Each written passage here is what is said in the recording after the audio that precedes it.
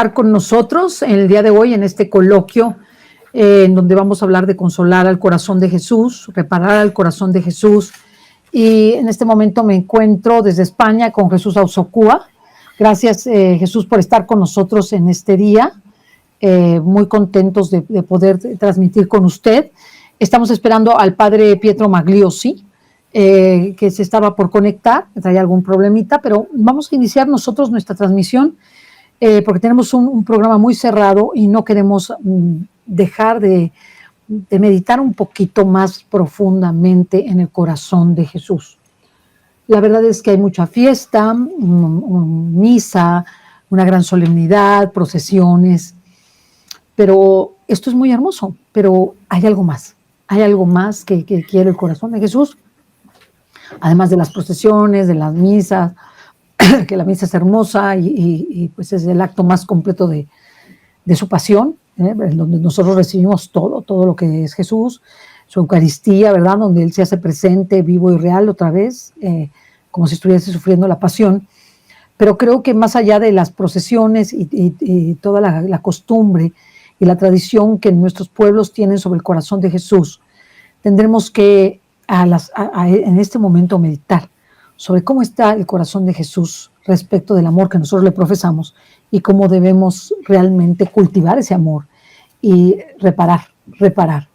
Así que yo le quiero preguntar a Jesús, al que le doy la bienvenida afectuosamente. Gracias, Jesús, por estar con nosotros en este coloquio hermoso de cómo reparar el corazón de Jesús y qué es lo que nos puede decir. Desde luego, antes de que usted empiece, darles la noticia a todos los que nos ven y nos escuchan de que se ha derogado la sentencia de la Corte de los Estados Unidos que se refiere a la sentencia Roe versus Wade o versus Wade. Esta sentencia con la cual la Corte de los Estados Unidos autorizó el aborto en prácticamente toda la Unión Americana, no prácticamente en toda la Unión Americana, y que ha causado más de 70 millones de abortos en toda la Unión Americana. Imagínense lo que esto significa. Y yo creo que el Día del Corazón de Jesús, en que esto ocurre, es un día muy importante y no podemos dejarlo pasar, y que también que nos comente Jesús lo que piensa. Le damos la bienvenida al padre Pietro Magliosi. Padre Pietro, ¿cómo está? ¿Me escucha? Creo que no me escucha, si le puedes indicar que no nos escucha, pero vamos a iniciar. ¿Me escucha, padre Pietro? Estoy hablando de tú, el padre Pietro. No, me parece que no escucha. Bueno, vamos a ¿qué es lo que usted nos puede decir, Jesús? Bueno, en primer lugar, poner de relieve que el mundo católico está transmitiendo los actos conmemorativos a la solemnidad del Sagrado Corazón de Jesús desde España, concretamente desde Valladolid, que es el lugar donde se produjeron las revelaciones del Sagrado Corazón de Jesús, allá un 14 de mayo de 1633, como acaba de narrar el rector del santuario donde se produjo la revelación, el padre Julio de Pablos, en el programa anterior, en el que ya ha puesto de relieve pues, las distintas apariciones de nuestro Señor Jesucristo, con su corazón rodeado de espinas, anunciando el reino para las Hispanias, porque hay que recordar que en aquella época era Felipe II, el rey de España, y hablaba de las Hispanias, no de España, la actual como la conocemos, las Hispanias, todos los hermanos hispanos, y el Señor revela pues su reinado sobre estos pueblos, ¿no? Es decir, que realmente son los que hoy une también Filipinas, los que hoy realmente están sosteniendo la fe católica en el mundo, fundamentalmente a los pueblos hispanos, porque España verdaderamente no ha podido mantener la fe firme que tenía, infelizmente, y son las Hispanias, los pueblos hispanos hermanos, quienes siguen manteniendo el bastión de la religión cristiana en el mundo, ¿no? Por tanto, ya el Señor anticipaba en aquel momento, aquel 14 de mayo del 73, del 1733, esa columna vertebral del cristianismo en el mundo, que sería sustentado por los pueblos de habla hispana, ¿no? Igual que el pueblo de Filipinas, ¿no? Bien, en segundo lugar, yo quisiera poner de relieve que el antecedente más próximo sobre la devoción al corazón de Jesús lo encontramos, como todos sabemos, en Paray-le-Moniat. Hablamos del año 1674, un mes de diciembre, en el que nuestro Señor, como todos sabemos, se revela a Santa Margarita María de Alacoque, mostrándole su corazón, poniéndole manifiesto que está buscando almas víctimas que le acompañen, que está abandonado. Hubo 3 revelaciones, si no mal recuerdo, y la última, que es un año después, en el mes de junio, nuestro Señor le revela a Santa Margarita, concretamente, que quiere participar su pasión. Pongo estas pinceladas de manifiesto porque eran los antecedentes de lo que hoy conocemos como lo que nuestro Señor Jesucristo revela a la sierva de Dios Luisa Picarreta en el libro de las 24 horas de la Pasión. Han pasado unos cientos de años para que el Señor hoy ya nos esté poniendo de manifiesto cómo se puede llegar a consumar aquello que Él pidió tanto a Santa Margarita María de Alacoque como al Beato Bernardo de Hoyos en Valladolid, mi ciudad, aquel 13 de mayo de 1733. ¿Qué es lo que le ha dicho nuestro Señor Jesucristo a Santa Margarita en Francia, en Paray-le-Moniat? Quiero almas víctimas, le dice. Primera revelación. Alguien que me acompañe. ¿Qué le dice en la tercera revelación, que es de las más importantes? Que quiere participar de su pasión a la criatura. Hablamos del 1673 y 74. Posteriormente, en España, que es desde aquí de donde sale la devoción al corazón de Jesús para los pueblos de habla hispana, cuando le dice al que era rector entonces, al Beato Bernardo de Hoyos, le dice que reinará, dice, reinaré nuestro Señor, dice, en las Hispanias y con mayor veneración que en otras partes. Es decir, serían los pueblos de habla hispana aquellos que verdaderamente seguirían firmes en la veneración de su Sacratísimo Corazón. Si conjugamos ambas revelaciones a Santa Margarita María de Alacoque y al Beato Bernardo de Hoyos, los dos mensajes se refunden en el mensaje final, las revelaciones finales que le da nuestro Señor a la sierva de Dios Luisa Picarreta en el libro de las 24 horas. ¿Qué se conjuga? Se conjuga de las primeras revelaciones a Santa Margarita María de Alacoque, es que está solo. Le pone el ejemplo de Getsemaní, de ese velad y orad, en el que le dejan abandonados, se siente abandonado, solo.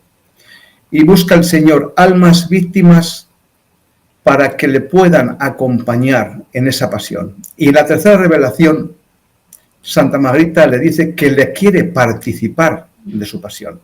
La quiere hacer partícipe, o sea, quiere que sea parte en su pasión.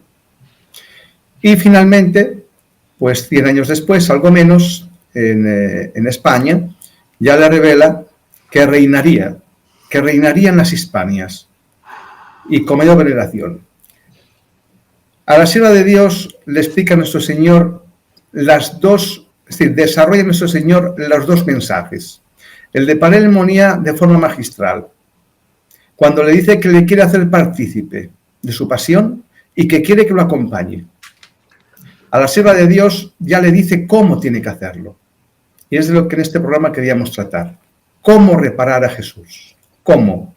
Porque si bien son anuncios que hacen Paray-le-Moniat a Santa Margarita y en España, en Valladolid, al Beato Bernardo de Hoyos, del corazón de Jesús, ahora con Luisa Picarreta le dice cómo quiere ser reparado, cómo quiere que la criatura participe, cómo ha de hacerlo en unidad con él.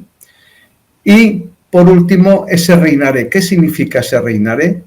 Que le decía al Beato Bernardo de Hoyos aquel 14 de mayo de 1733. ¿Qué es ese reinaré? No es el reino de este mundo, como lo dijo a Pilato. Mi reino no es de este mundo. El reino somos cada uno de nosotros. Es lo que le explica a la sierva de Dios Luisa Picarreta, ¿Qué es el reino? El reino somos cada uno de nosotros. Él quiere reinar en el alma de cada criatura. Y no solamente quiere morar, como decía San Pablo, somos templos del Espíritu Santo. No solamente quiere inhabitar, quiere participar de la vida de la criatura, de cada acto. Por tanto, esto, dicho muy simplemente, viene a dejarnos un mensaje inequívoco hoy, en la actualidad. Nuestro Señor ya ha revelado cómo quiere ser reparado y nos dice cómo. Nos dice cómo hemos de hacerlo. En el libro de las 24 de la Pasión, nuestro Señor Jesucristo le explica a la sierva de Dios Luisa Picarreta los dos planos en los que el hombre, nosotros, nos relacionamos. El plano temporal, el plano material, el plano del mundo, el plano que está regido por los sentidos, por el intelecto, por el raciocinio. Y el otro plano, el gran desconocido, el gran olvidado, el gran abandonado, el más importante, el que ignoramos y obviamos, que es el plano espiritual, el plano donde Dios mora, está. Es decir, en no tiempo, el acto único de Dios, donde no existe el pasado ni el futuro, en el que todo está aconteciendo. Cuando nuestro Señor le explica a la sierva de Dios Luisa Picarreta los dos planos en los que el hombre está desarrollándose, le empieza a explicar cómo tiene que relacionarse con él para poder llevar a cabo lo que le revela a Santa Margarita María de la Coque y al beato Bernardo de Hoyos. Y ahí dice: la criatura primero debe de imitarme. La doctrina de la Iglesia Católica nos dice el Catecismo de la Iglesia Católica y en el Evangelio que fuimos hechos a imagen y semejanza de Dios para poder imitar a la segunda persona de la Trinidad, que es nuestro Señor Jesucristo. Y el Señor le dice a la sierva de Dios que esa imitación pasa por conocerlo. No podemos imitar a nadie si no lo conocemos. Y el Señor le dice: en cada una de las horas de la pasión te voy a dar a conocer qué sufrí, por qué lo sufrí y qué obtuve con esos sufrimientos. Y cuando tú conozcas qué sufrí, por qué y qué obtuve, entonces podrás unirte conmigo e imitarme. Porque hasta que no conozcas qué sufrí, por qué y qué obtuve, no vas a poder unirte conmigo para poderme reparar y poder llevar a cabo la reparación perfecta, la reparación unido a mí, porque como en mí no hay tiempo, dice nuestro Señor, la pasión no fue, está siendo, está palpitando, está en presente, ni pasó ni pasará, está siendo. Por tanto, en el plano de Dios, como resumen, la pasión de Jesucristo está, es. Por tanto, como está y es, el Señor dice: cuando comprendas esto, aprenderás entonces a que puedes trasladarte, no imaginar, trasladarte al no tiempo, donde yo estoy, para que puedas unirte conmigo, acompañarme en la pasión y padecer junto conmigo lo que yo estoy padeciendo. Esa es la mejor reparación, porque me reparas con mis mismas reparaciones. Le explica a la sierva que Él reparó al Padre Eterno por nuestros pecados. Él glorificó al Padre Eterno. Pero ¿quién repara a Jesús? Jesús está pidiendo reparación a Él, no al Padre. Al Padre ya lo hizo Él por nosotros, hermanos. Ahora el Señor nos dice que no se trata de postrarnos ante el altar, ante el tabernáculo, ante el Santísimo expuesto en la custodia. No se trata solo de eso, de estar ahí presentes, hablando con Él, no. Se trata de poder participar, como le dice a Santa Margarita María de Alacoque en la tercera revelación, en el año 1674, le dice, quiero que participes, no que imagines cómo fue mi pasión. Claro, que es diferente, ¿no? Quiero que participes en mi pasión, que me acompañes, que estoy solo, que sigo estándolo, que no pasó. Por tanto, en este momento, el Señor ya nos ha mostrado el don de los dones, que es el don del conocimiento de su voluntad, de la voluntad divina, de la divina voluntad, de la voluntad de Dios. Podemos llamarlo de las tres maneras. ¿Cuál es la voluntad de Dios? Que cumplamos el fin para el que fuimos creados. ¿Para qué fuimos creados? Nos lo dice el libro de Génesis con Adán.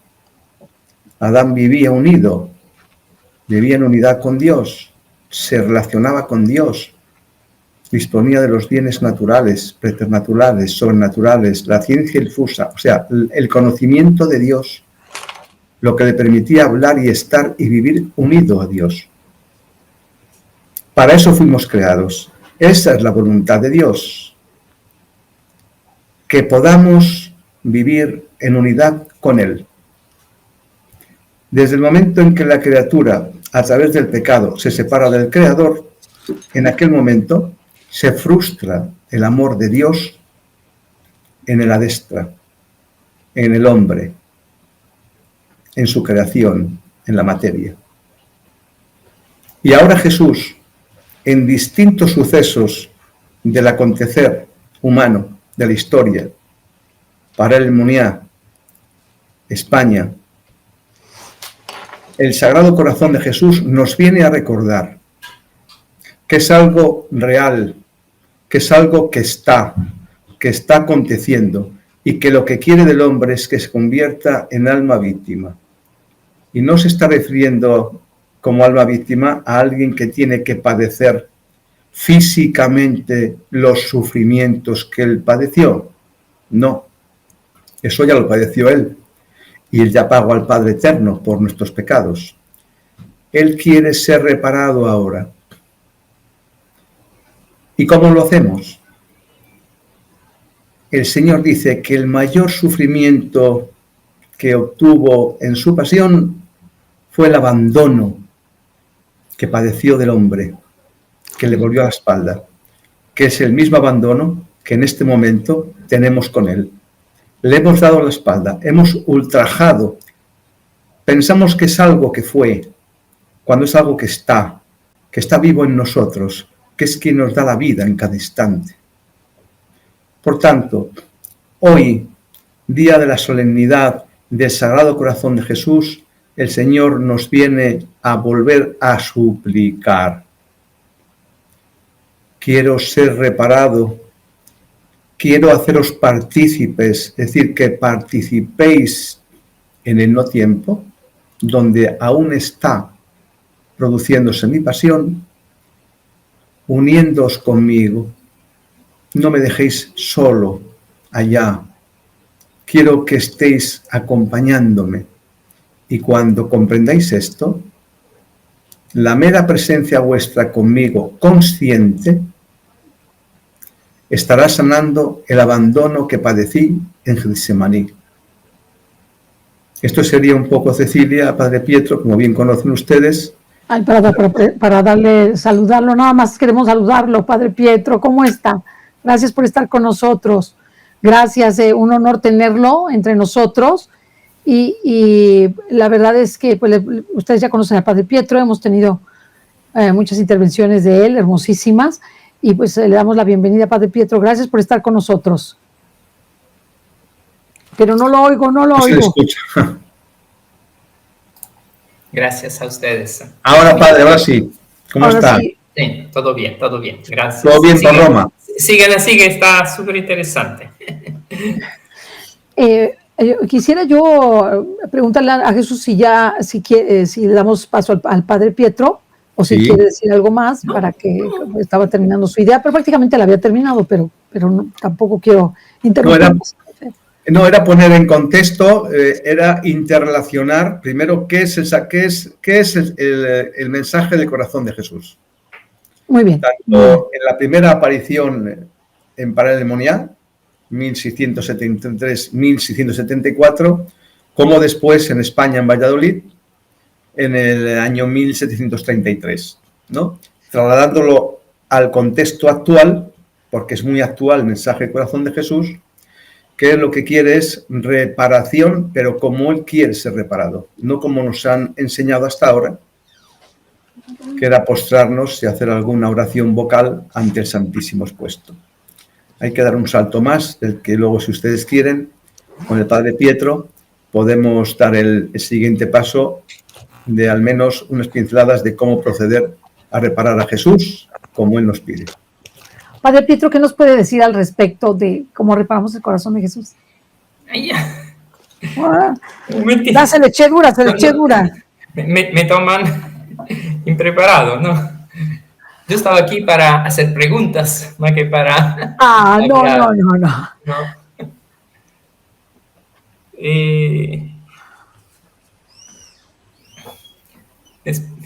Esperen, vayan adelante. Vamos adelante, Yo vamos creo- adelante y ahorita nos dice. Sí, Yo creo, Jesús, nos que tomamos. nos ha dicho algo muy importante, muy importante. Reparar el corazón de Jesús es no como nosotros queremos, sino como Jesús quiere. ¿Y qué podemos hacer nosotros cuando nos revestimos de su pasión? ¿Qué es lo que Él nos está diciendo? Le dijo a Santa Margarita, le dijo al Beato Bernardo de Hoyos, y lo concretó con Luisa, con la sierva de Dios Luisa Picarreta, al darnos las horas de la pasión. Entonces, a mí me parece sumamente importante el que Jesús ya nos diga exactamente lo que quiere, ¿verdad? Porque como que en nuestra inmadurez espiritual con Santa Margarita y con el Beato, nos han hecho venerar tradicionalmente, celebrar, hacer una fiesta solemnísima, pero hay más que eso. Y la verdad es que la divina voluntad es Jesús, y la divina voluntad está en su corazón. Y eso no lo podemos olvidar. O sea, que la celebración del Sagrado Corazón de Jesús debería ser la celebración del corazón de la divina voluntad. Y nosotros, para mí, Luisa me ha enseñado muchísimo en las horas de la pasión, porque me ha puesto de relieve primero que cuando nosotros sufrimos como seres humanos, cualquier sufrimiento físico, material o espiritual, lo ha sufrido Jesús abundantísimamente. O sea, Él ha sufrido todo. Ningún sufrimiento como el de Jesús, porque Jesús ha sufrido como hombre y ha sufrido como Dios. Ha sufrido por las vidas de todos los seres humanos y por las muertes de todos los seres humanos y por las resurrecciones de todos los seres humanos de todos los tiempos, hasta el fin del mundo. Estamos hablando de palabras mayores. Y Él ha reparado con su vida, su pasión, muerte y resurrección, todas nuestras vidas, todas nuestras muertes y todas nuestras resurrecciones, porque somos muy imperfectos. Y ha vencido la muerte. Y nosotros, al incorporarnos a su pasión, sufriéndola con Él, cuando sufrimos, le damos una relevancia a su pasión de Jesús y nos fortalecemos de una manera extraordinaria. Y Él dice, vengan a ver cómo sufro, vengan a ver cómo se los doy a ustedes, cómo los amo. Vengan a ver, y a mí esto me impresiona, para que tomen fuerzas, porque lo que Él hizo con su pasión era reparar la debilidad humana. Reparar la debilidad humana, reparar el amor ofendido de Dios y darle gloria a su Padre. Entonces, qué precioso que nosotros podamos participar con nuestros sufrimientos de la pasión de Jesús para reparar nuestros propios pecados y los pecados del mundo entero, pero lo más hermoso es que no estamos solos. Sí, Jesús estuvo solo, pero nosotros no estamos solos, y ahora, entendiendo esto, podemos sufrir con Jesús. cuando tenemos sufrimientos. Esa sería la parte más, para nosotros, más beneficiosa. Si yo me uno, me duele muchísimo la cabeza, espantoso, y me imagino la corona de espinas, es mucho más llevadero, porque lo hizo por mí y lo ofrezco por una intención. Si yo, por ejemplo, me duele el corazón y tengo una enfermedad del corazón, o me han roto el corazón espiritualmente, sentimentalmente, y veo cómo a Jesús le rompieron el corazón sus apóstoles que no estuvieron con él y lo abandonaron, y que volteaba a ver a todos lados a ver de dónde estaban, pues eso mismo, ese mismo abandono, ese mismo dolor, tomarlo como nuestro y reparar con él. Entonces yo creo que esta parte es muy importante. Y la segunda parte es, al ser partícipes de su pasión, nosotros podemos, aun cuando no tengamos un sufrimiento mayor, porque siempre sufrimos, siempre nos duele algo, siempre tenemos alguna falta, porque vivimos en esta tierra que es un destierro. Sí, es un destierro. Pero aun cuando es un destierro, nosotros podemos incorporarnos con Jesús y ofrecer con sus mismos sentimientos su pasión para poder reparar. Yo creo que esto nos enseña Luisa, y yo siempre que me preguntan, ¿cómo le hago para entender las horas de la pasión, o cómo le hago para entender la divina voluntad? Y yo siempre les digo, vayan y lean las horas de la pasión. Lean las horas de la pasión, porque eso te mete de golpe a la divina voluntad. De una manera simple, sencilla, porque el lenguaje es de Luisa, y el lenguaje de Jesús es muy simple en esos momentos. Entonces, yo creo que mucho cómo estamos reparándole al Señor. Que le estamos reparando mal, estamos simplemente contemplando su sufrimiento de Él, y bueno, pues Él que sufra porque ya sufrió, o queremos ser partícipes con Él, y que ya no diga, Dios mío, ¿por qué me has abandonado? Por lo menos que sienta el consuelo de estar con Él en esos momentos, aunque fuera del tiempo, porque para Él es un eterno presente. Y Jesús, en todo lo que nos ha explicado el doctor Tomasini, siente fuera del tiempo, sintió la presencia de todos aquellos sus hijos de la divina voluntad que estaban junto con él en ese momento, en sus sufrimientos, en su vida terrena. Entonces podemos hacer muchísimo, yo creo que podemos hacer muchísimo. Ahora sí, Padre Pietro, ya sí. Elabore algo. Muy bien. Allora, me acuerdo cómo Pablo Martín presenta este tema, e poi come lo presento yo, que es una manera, decimos, teológica, pero nada que ver con los libros de Luisa, pero que yo creo que podemos hacer una buena integración entre lo que dice la teología dogmática y lo que dice Luisa Picarreta y Jesús. Ahora, Pablo Martín dice, queremos reparar, tenemos que pasar a través de varias fases. A mí me gusta la fase porque a él le gustan las fases. La primera fase es yo hablo de la divina voluntad, lo que están haciendo aquí en la transmisión, yo pienso en la divina voluntad, yo rezo con la divina voluntad, digo siempre esta frase, ¿no? Jesús te amo, etcétera, etcétera. O sea, hablar, pensar. Primera fase. Segunda fase es la fase de yo quiero y deseo según la divina voluntad. Me pongo en sintonía con la divina voluntad. Querer y desear. Segunda fase. Tercera fase, la 4A. La 4A son te amo, te alabo, te agradezco y te adoro. La 4A, que son ponerse en esta como unión con la divina voluntad que me permite también de reparar.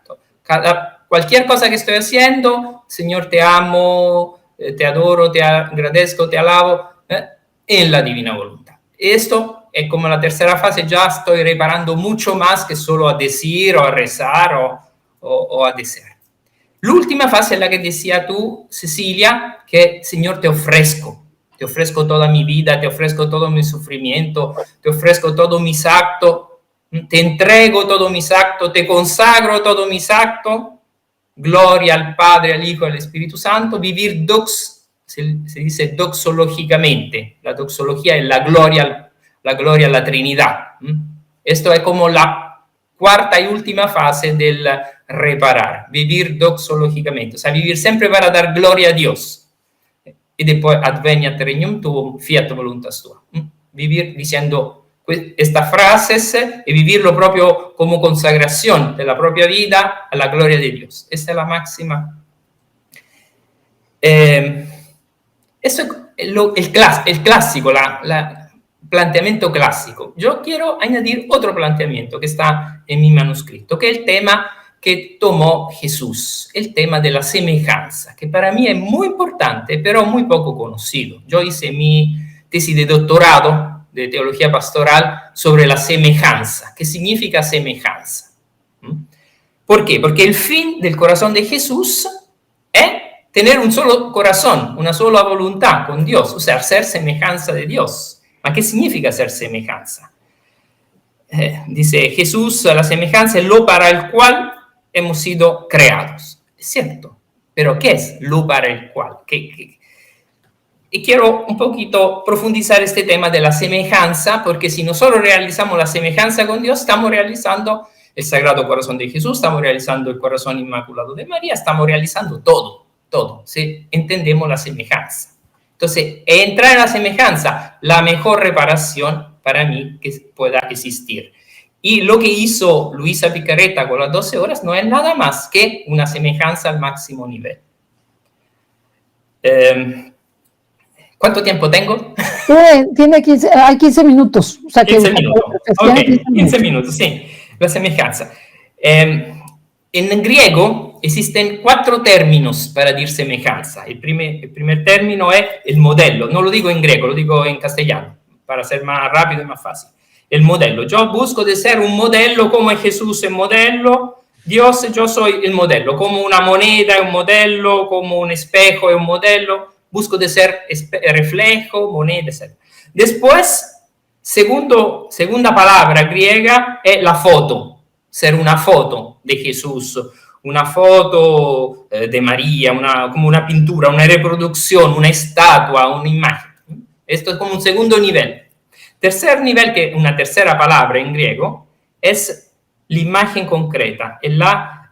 Nosotros hemos sido hechos a imagen de Dios. La imagen de Dios significa Dios es algo concreto y yo busco de imitar algo concreto de Dios. Y aquí los padres de la iglesia decían que esto algo concreto era la memoria, la voluntad y el intelecto que tiene el hombre, con memoria, voluntad. Yo imito a Dios. Los filósofos decían, no, esto es que nosotros tenemos un cuerpo, un alma y una mente. Esto cuerpo estamos imitando a la Trinidad. Los teólogos decían, somos imagen de Dios porque podemos conocer y amar a Dios, por eso somos imagen de Dios, tenemos estas capacidades que los animales no tienen. Entonces, esto como el tercer nivel de semejanza, como una imagen de algo concreto de Dios. Tengo algo concreto en mí, cuerpo, alma, espíritu, cuerpo, mente y alma, tengo algo concreto en mí, memoria, intelecto, e imito a Dios. Pero no, esta es la verdadera semejanza. Aquí viene la cosa interesante. La verdadera semejanza, o el cuarto grado, la palabra homoiosis, que se usó muchísimo en teología, en debates, en concilios, ¿no? Para decir nosotros somos homoiosis de Dios, semejanza de Dios.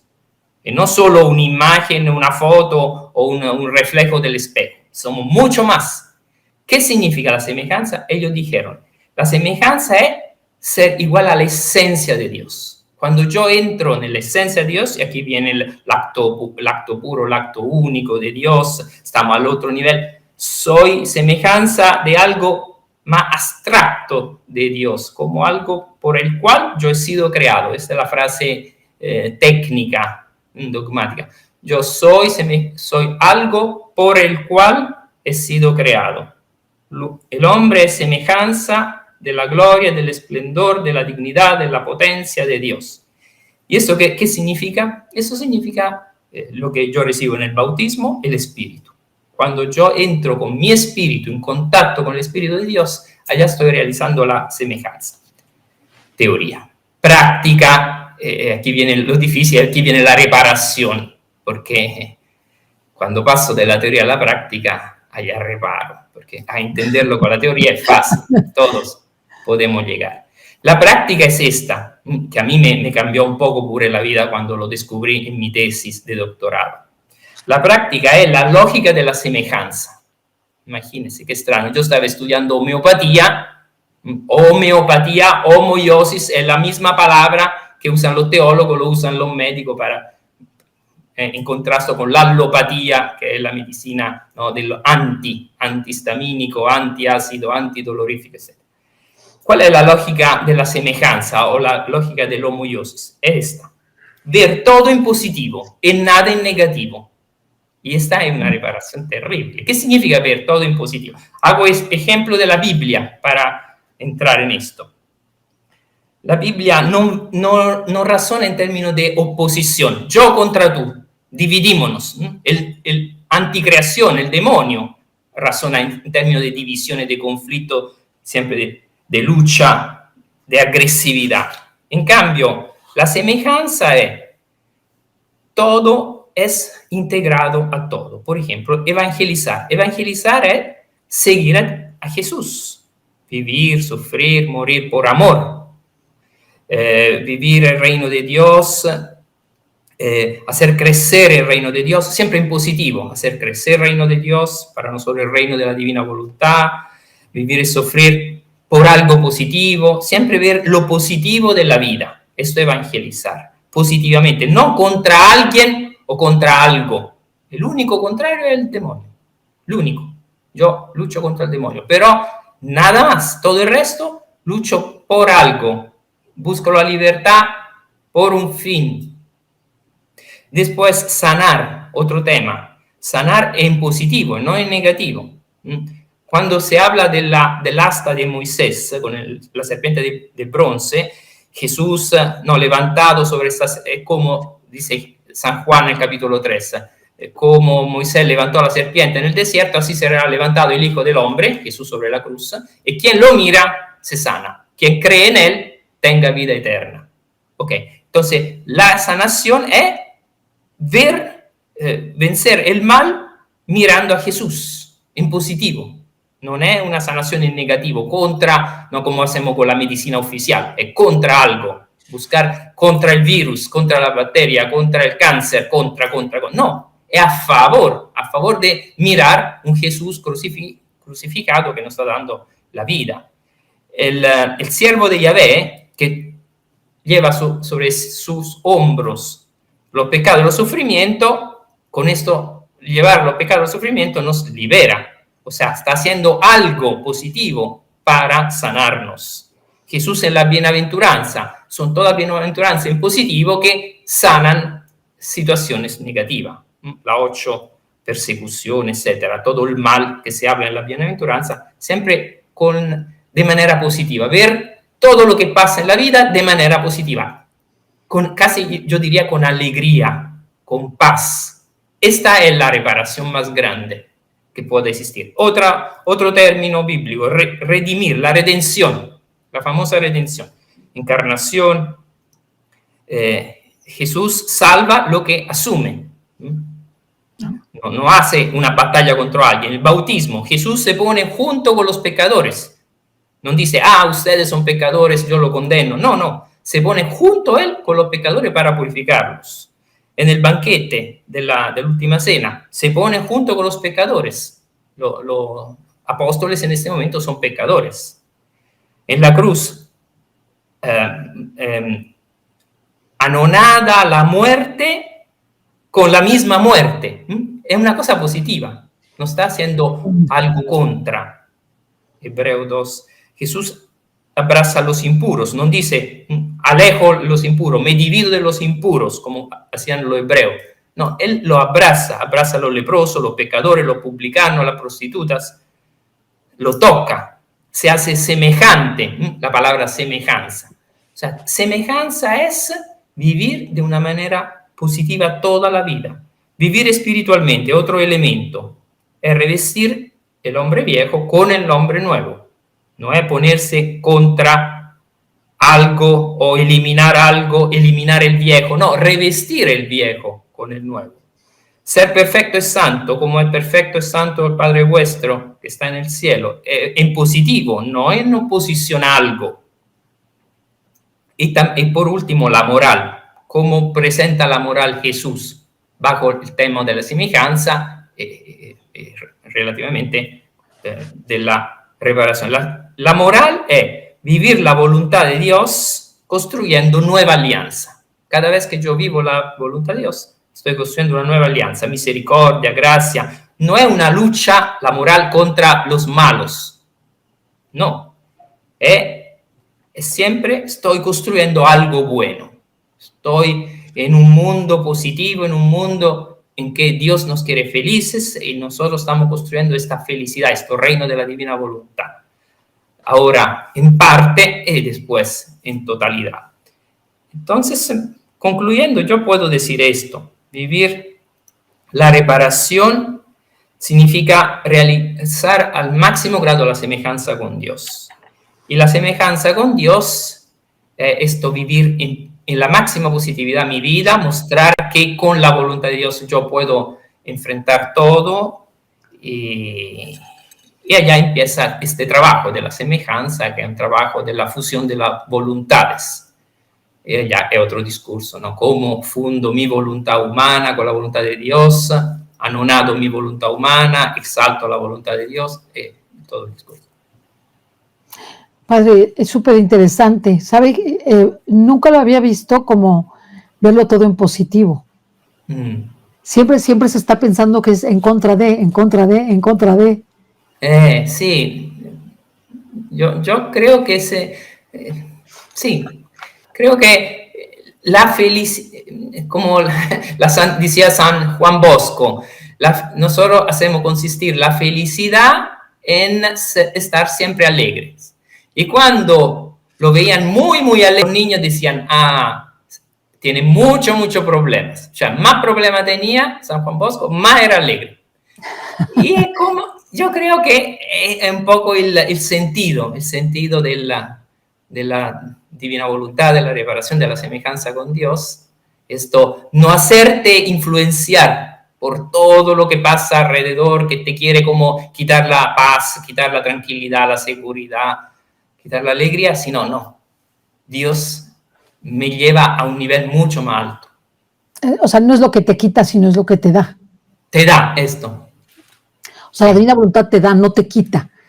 O sea, porque siempre estás pensando en el alma víctima, ¿no? Qué horror, voy a sufrir, voy a tener una cosa horrible en la vida. O sea, no estás pensando lo que te da, lo que Dios te da, y que eso, él es la víctima de las víctimas, y lo que conquistó fue que él hace la salvación, la redención de todo el género humano de todos los tiempos. Miren el rostro de todas las almas víctimas. No encuentran ningún rostro que es triste.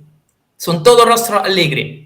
Santa Gemma Galgani, Luisa, todos son alegres. San Francisco de Asís, que también era alma víctima. La alegría en persona. ¿Por qué? Porque habían entendido la semejanza con Dios. Todo en positivo. Cualquier cosa, positivo. Porque Dios es positividad absoluta. Es orden absoluto, es sobrenatural. Entonces, puro espíritu. Entonces, no le hacen nada la guerra en Ucrania. O sea, Él repara por esta guerra. No es que dice, soy indiferente, no me importa. No.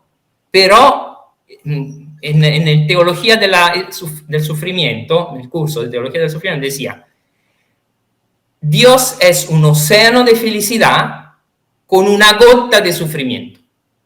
Océano con gota. En cambio, nosotros pensamos que la vida es un océano de sufrimiento con una gota de felicidad. Y no, es al revés. Es al revés. Y la divina voluntad nos ayuda a entrar en ese océano de felicidad. Así es. No sé si quiere decir algo, Jesús, para terminar y podernos despedir, porque tenemos la transmisión en vivo desde Valladolid, en la catedral, de esta solemnidad, y después la procesión. Si quiere usted finalizar con algo, por favor, Jesús. ¿Vos? No lo oímos, es que la quita. Perdón, puse en silencio para no importunar. Por resumir, ¿no? Y siempre con la escasez del tiempo, sintetizar estos asuntos, pues no es fácil. Yo siempre intento ser pragmático en la forma de querer a Dios. Es la experiencia, es decir, pasar a experimentar la reparación desde el conocimiento. ¿A qué me estoy refiriendo? Me estoy refiriendo primero a conocer qué es lo que Jesús me pide. a Santa Margarita le dice con claridad que quiere que le acompañe en el sufrimiento, que quiere que participe con él en el sufrimiento. En España, algo más de 10 años después, le dice al Beato Menos de Hoyos que reinará, que quiere reinar en nosotros. Es decir, que quiere que nosotros formemos parte de su plan. ¿Cuál es su plan? Que la criatura opere unida al Creador. Cuando hablo de parte experimental es la puesta en práctica. La primera vez que me dio Dios el conocer, el don de conocer la existencia de la divina voluntad, me dio el don de experimentar desde el minuto primero. Es decir, de empezar a darle a Jesucristo parte en mi vida, en cada acto. Porque es lo que quiere de mí y de todos nosotros. Quiere que le permitamos participar de nuestra vida. Cuando le permitimos a Jesús que participe en cada uno de nuestros actos, es cuando podemos repararle como Él pide, en unidad con Él. ¿Cómo sería posible llevar a cabo esa semejanza que nos decía tan magistralmente el Padre Pietro? Esa semejanza no se puede llevar a cabo si no experimentamos. Esa experiencia de unidad con Dios comienza por darle con nuestra libertad la posibilidad de que participe en unidad con nosotros, no de ofrecerle mis actos. Recuerdo anecdóticamente, al poco tiempo de venir el doctor Tomasini a España, en el año 2016, octubre, que veníamos del santuario de Lourdes y veníamos con un sacerdote del Opus Dei y le propuse hablar de divina voluntad y cuando me hizo la pregunta le respondí y él me respondió, tiene 87 años, y él me respondió, Jesús, se llama como yo, dice, Jesús, eso lo hago yo hace muchísimos años. Y yo le pregunté a don Jesús, ¿qué hace usted hace muchísimos años? Y él me respondió, cada mañana, cuando yo me despierto, le ofrezco a Dios todas mis obras. Y yo le respondí al Padre, don Jesús, Jesús no quiere que usted le ofrezca sus obras. Jesús lo que quiere es que le permita hacer con usted las obras. Cuando nosotros verdaderamente comprendemos que esa semejanza lleva implícito la participación directa, no imaginativa, directa de Dios con nosotros, empezamos a ser fieles a esa semejanza que Dios nos dio. Porque así fue creado Adán y nosotros descendientes, a imagen y semejanza para poder manifestarse a través y con nosotros. Y esto es algo que hemos de empezar a hacerlo, pasar a la experiencia, no imaginarnos, no teorizar acerca de... No, pasemos a la experiencia. ¿Cómo pasamos a la experiencia? Si yo sé que en Getsemaní nuestro Señor sigue estando, porque en Dios no hay tiempo, como está en Getsemaní, y me está pidiendo que no quiere estar solo, y lo dicen todas las revelaciones, que está solo, que quiere estar acompañado. Trasladémonos a Getsemaní o al Calvario o a cualquier momento de la historia de la humanidad de Jesús. Trasladémonos para estar con Él, porque en el no tiempo todo está ocurriendo y nos pide que le demos participación en nuestra vida, en cada acto, permitiéndole que haga todo unido a nosotros. Luego yo propongo, sugiero, que pasemos a la experiencia, que seamos conscientes de lo que Dios nos pide es que le permitamos con la libertad que nos dio, que lleve a cabo cada acto consciente o inconsciente de nuestra vida para que Él participe de nuestra vida y se produzca esa unidad, esa fusión. Si hay algún causante de que Dios no obre unido a la criatura, es por la propia criatura, porque es nuestra voluntad humana la que le impide participar. Lo decimos cada vez que hablamos de revelaciones o de la divina voluntad. Permitamos a Dios que lleve a cabo en nosotros para lo que nos creó. El fin para el que fuimos creados es para vivir en unidad con Él. Cuando yo, y aquí acabo porque va a haber la transmisión desde mi tierra, desde la Santa Catedral, la solemnidad al Sagrado Corazón de Jesús, por nuestro cardenal don Ricardo Blázquez, don Julio de Pablos, concelebrante, rector del santuario, y nuestro nuevo arzobispo, don Luis Argüello, una solemnidad majestuosa, maravillosa. Finalizo pidiendo que seamos conscientes que cuando la criatura le permite a Dios, digo le permite, el Señor respeta la libertad del hombre. Cuando el hombre permite a Dios obrar unido a Él, Dios lo hace. Y como dice nuestro Señor Jesucristo, si la criatura me permite una sola vez, llevar a cabo un acto unido a Él, ya no es un acto humano, es un acto divino, porque soy yo quien lo ha hecho con la criatura. Y ese acto divino, lo que produce de forma inmediata en el alma de la criatura, es una vida divina, que se queda en el alma de la criatura como propiedad.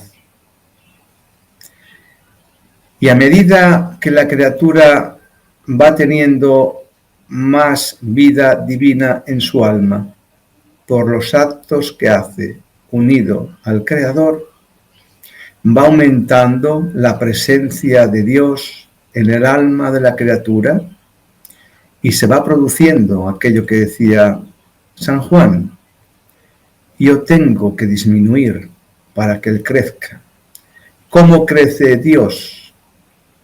Por su presencia en la criatura, pues permitiéndole que obre unido a cada acto. Y respondiendo a muchas preguntas que he visto ahí, con la simplicidad que Jesús le dice a Luisa, le dice: basta con que me digas con tu intención, no son muchas palabras, no es recitar un verso, no hay una fórmula, no, es la intención, lo que hay en el corazón de la criatura, lo que mueve al Creador.